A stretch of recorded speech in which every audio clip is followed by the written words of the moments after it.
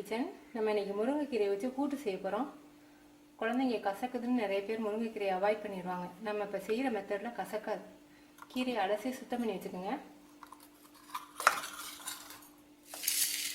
பெரிய வெங்காயம் ஒரு வெங்காயம் எடுத்து வச்சுருக்கேன். சீரகம் தாளிக்கிறதுக்கு 1/4 டீஸ்பூன், ஒரு மிளகா. இது வந்து சில்லி பவுடர், தனி மிளகாத்தூள். உங்கள் உரப்புக்கு தகுந்த அளவுக்கு நம்ம தேங்காய் பால் வேறு சேர்க்க போகிறோம், பாசிப்பருப்பு வேறு சேர்க்க போகிறோம். அதுக்கு ஏற்ற அளவுக்கு எடுத்து வச்சுக்கோங்க. நான் 1/2 ஸ்பூன் எடுத்து வச்சுருக்கேன்.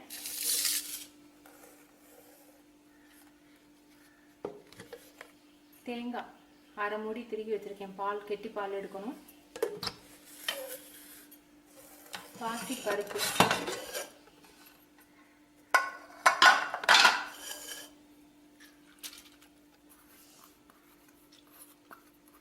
ஊற வச்சுருக்கேன். ஊற வச்சு நம்ம வேக வச்சோம்னா ஒரு சவுண்டு எடுத்துக்கலாம். ஒரு 2 கைப்பிடி அளவுக்கு வேக வச்சுக்குவோம். இதில் கொஞ்சம் வாசத்துக்காக சீரகம் 1/2 ஸ்பூன், மஞ்சத்தூள் கொஞ்சம்,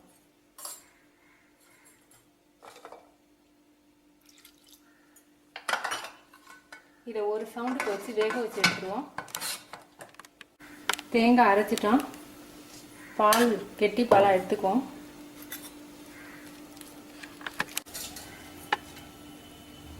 ரெண்டு ஸ்பூன் ஆயில் ஊற்றிருக்கேன். தாளிக்கிறதுக்கு சீரகம், மிளகா, வெங்காயம்.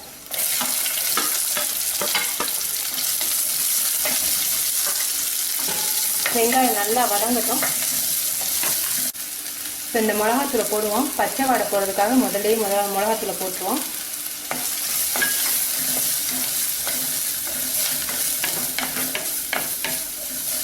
நீங்கள் மிளகாத்தூள் போட இஷ்டப்படலைன்னா வரமிளகாய் இல்லை 2 கிள்ளி போட்டுக்கோங்க.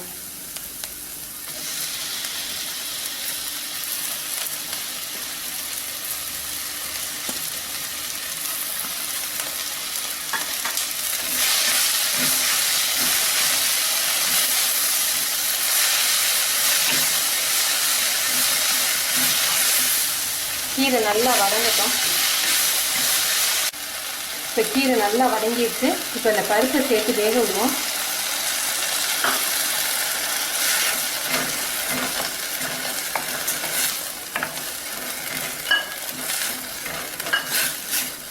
இட்லிக்கு தோசைக்கு கூட நல்லா இருக்கும், ரொம்ப நல்லா இருக்கும்.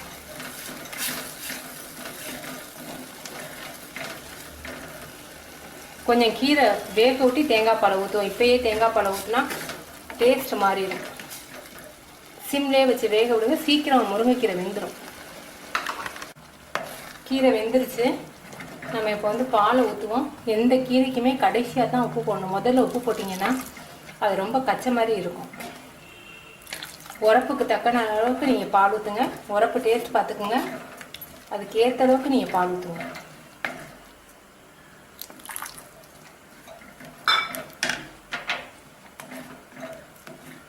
ரெடி ஆயிடுச்சு. நீங்கள் இட்லி தோசைக்கு வேணும்னா இந்த லிக்விட் பதத்தில் வச்சுக்கணும்.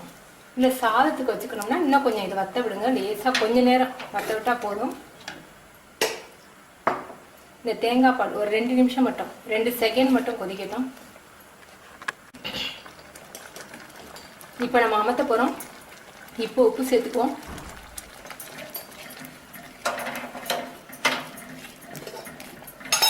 அடுப்பு அமர்த்திட்டேன். நெய் கொஞ்சமாக சேர்த்துப்போம்.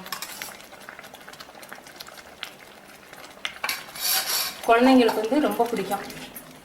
இட்லிக்கு தோசைக்கு நீங்கள் தொட்டுக்கலாம். குழந்தைங்களுக்கு சாதத்தில் இதை சூடாக போட்டு நெய் ஊற்றி பிசைஞ்சு கொடுக்கலாம். ரொம்ப நல்லது.